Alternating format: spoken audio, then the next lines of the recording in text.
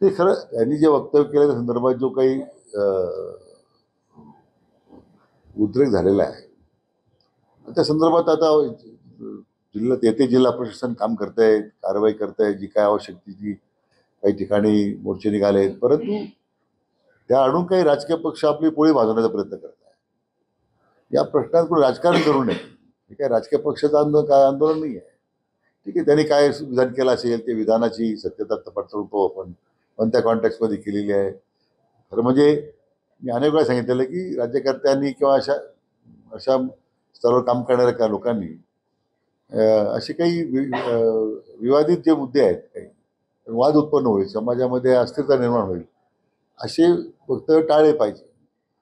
तर तो राजकीय कार्यक्रम नव्हताच ना, संप्रदायाचा कार्यक्रम होता. शेवटी लाखो भाविक त्या ठिकाणी येतात. एक सद्गुरू गंगागिरी महाराजांची जी गादी आहे ती एवढी पवित्र आहे. त्यानंतर मग 178 वर्ष झाले मोठं सप्ताह चालू आहे. आणि त्यानंतर आता कैलासवासी हरिभक्त पण नारायणगिरी महाराजांची ती गादी चालू. आता रामगिरीमध्ये महाराज ते काय चालवतात. त्या गंगागिरी महाराजांच्या त्या अधिष्ठान जे त्यांचं आहे त्या एवढं वेगळं पावित्र्य आहे.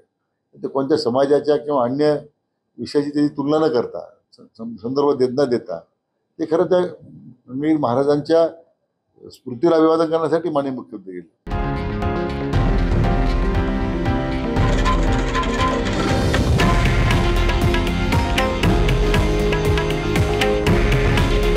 हे आहे देशातील नंबर 1 न्यूज नेटवर्क आणि आपण पाहत आहात TV9 मराठी. काळजी तुमची, हित महाराष्ट्राचं.